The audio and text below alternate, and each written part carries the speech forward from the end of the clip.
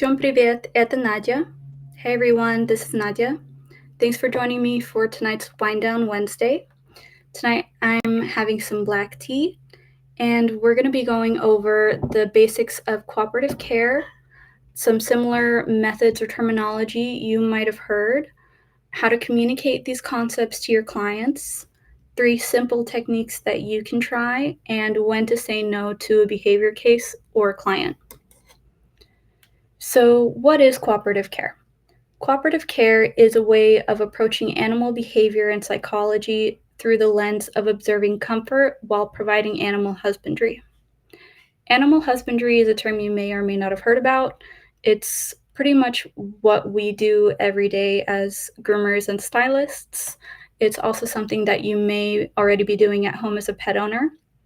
It's basically things like checking over your pet for any new health issues or anything out of the ordinary. It's things like maintaining nails, bathing, combing, preventing matting, checking their eyes and their ears.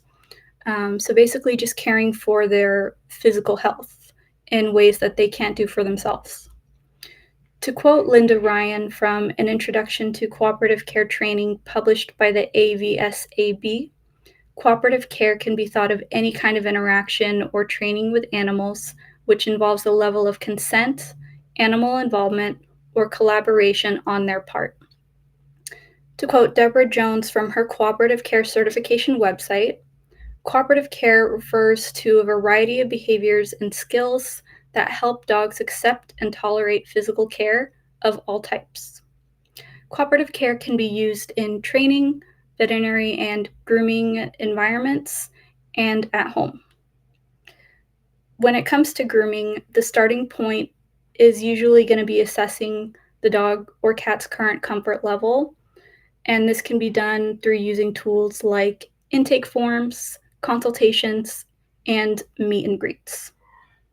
Once you have a baseline of what this animal can or cannot tolerate, you can adjust what services you'll be providing based on that information. For example, if I'm working with a new client that is, let's say, a short-haired lab, and this dog can't tolerate the velocity dryer at all, for the first few sessions that I'm working with this dog, I wouldn't attempt to use the velocity dryer. Instead, I would focus on everything else that they are comfortable with and they can tolerate no problem, such as the bath, cleaning out the ears, touching up the nails, brushing and de-shedding, all while building up a routine that they can follow and a trusting relationship.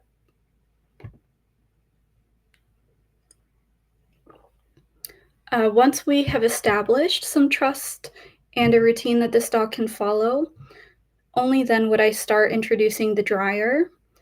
So I might do this by having it on a nearby station turned off. And if they're okay with that, I would move on to maybe holding up the hose and the nozzle nearby and inviting them to smell or investigate. And if they're okay with that, I would then move up to turning the dryer on nearby on the lower setting, all the way up to using this dryer on a part of their body on the lowest setting. So for each one of these steps, I would be assessing their comfort level and taking note of any reactions that they may have. And I would back off to a previous step that they were more tolerant of as needed.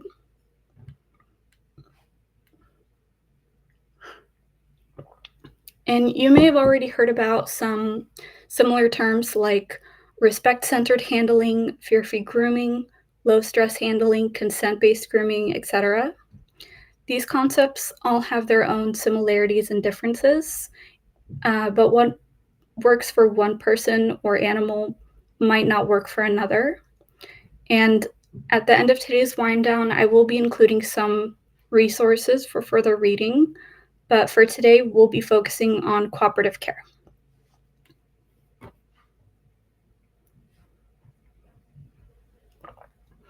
So we're going to be moving on to client communication.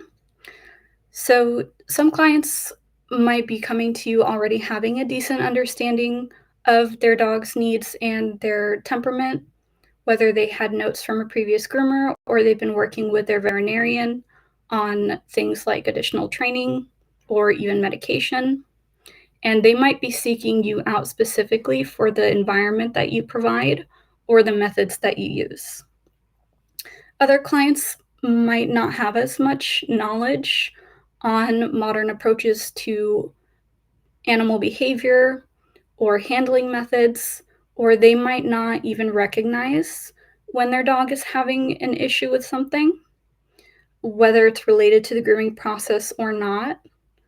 So, this is where you can step in as the professional and inform them on why you do things and how it could benefit them and their dog.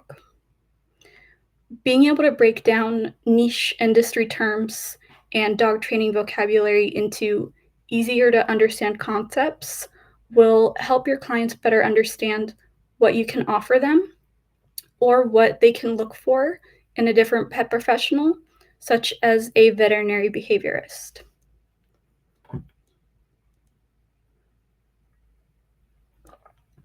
Having intake and consent forms, training plans, and other documentation or informational packets can help present what you do in a professional manner, as well as make it more accessible through using visual aids.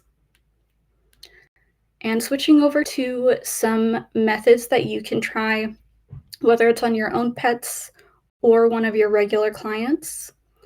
These are 3 techniques that I use on my personal pets, including my cats and my regulars. Some of these I've been using since the beginning of my career, and some are more recent additions. The names that I'm using for these techniques are referenced from the podcast Creating Great Grooming Dogs by Chrissy Newmeyer Smith. First up is name and explain. This is where I hold out an item while saying what it is, and will invite the dog to smell or investigate whatever tool I'm introducing. It could be something like a pair of turned off clippers, a brush, nail trimmers, etc. This is something you can also use while handling, such as naming a part of the body you're about to work with. You can even think of it like the common trick of asking for a paw, and the dog holding out their paw for you. As an example, when I'm working with dogs that are sensitive about their paws being held, which is pretty common, I will start off by saying, okay, I'm going to touch your shoulder. And when I sense that they're feeling calm, I'm not feeling a lot of tension in their body, I will start slowly running my hand down their elbow, down the rest of their front leg, before asking for their paw. If they're comfortable, I won't feel any sort of tension in their body when I go to lift their paw, or they'll even lift it for me.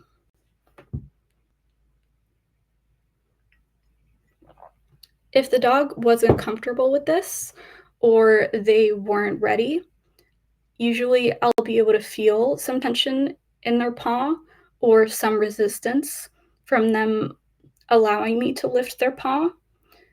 And when that happens, I will let go for a moment to help them relax before trying again or moving on to something else. Next up is, are you ready? When working on something that they find difficult to tolerate, I will take a moment to ask if they're ready. If they're not and they start to pull away, I'll give them a moment to kind of relax and reset before trying again. If I do try again and they're feeling calmer and they're being a little more cooperative, then I'll go ahead and proceed with whatever it is I'm trying to do. For example, trimming nails, trimming by the corner of the eyes. You can reinforce this calm and cooperative behavior with praise, physical affection, treats, etc.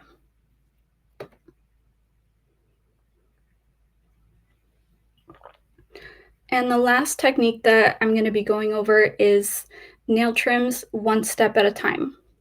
So this is for dogs who struggle with their paws being held or the actual sensations of nail trimming or grinding. So what I will do is I'll try a verbal countdown and take it one nail at a time. It might seem like it would take a lot longer rather than just kind of pushing it through or pushing through the nail trim all at once. But that's usually not the case. And I find that for a lot of dogs, taking this approach can help them stay calmer throughout the process compared to if I tried to do the nail trim all at once.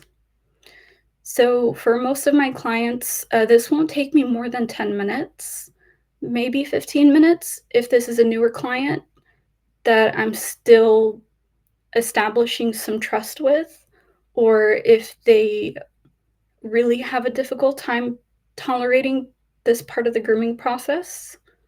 Um, and usually, what I'll do is give them a short 10 to 15-second break in between each nail, and we'll use some sort of positive reinforcement for them staying calmer and being cooperative. So that can be verbal praise, physical affection, or treats, as long as they don't have any dietary restrictions. And this can help them kind of regulate and stay calmer throughout the process. This approach, I've noticed, can also help them, it can help prevent them from panicking or getting overly stressed, as well as build up a more trusting relationship over time. And I did want to mention that not every stylist needs to take on behavior cases or incorporate training into their work. If you only want to work with dogs that are tolerant and comfortable with the process in order to focus on the styling and creativity aspects of this industry, there's absolutely nothing wrong with that.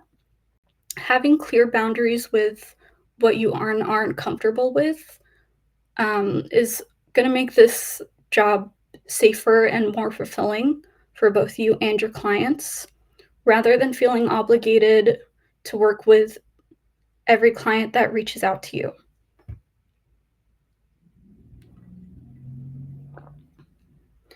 It's really important to trust yourself on when to say no, whether it's dealing with a client that isn't respecting your policies and procedures, or if an animal's behavior and care needs are not something you really feel comfortable taking on. Knowing when to refer a client out to someone else, whether it's another stylist, trainer, or a veterinary behaviorist, is only going to make things safer and easier for everyone involved. It can still be helpful to be knowledgeable on different handling techniques and modern approaches to canine behavior, even if you don't necessarily want that to be the focus of your business. So some resources that I wanted to include are the Creating Great Grooming Dogs podcast by Chrissy Newmeyer Smith, Don't Grab the Beard from That Scrumptious Pooch by Ashley Hanby, Fear-Free Grooming Certification through Fear-Free, and Low Stress Handling University, founded by Dr. Sophia Yin. So for anyone interested in learning a little more about this topic and similar handling and training methods that you can incorporate into grooming, I would encourage you to go out and do your own research and find other resources, educators, and professionals dealing with this topic. And while I'm not personally endorsing any of the resources that I listed, I do find that they are a good starting point to kind of branch off of. So that's going to be it for tonight. Thank you for joining me for this week's Winedown Wednesday. We look forward to seeing you guys next week with one of our other board members. Bye, guys.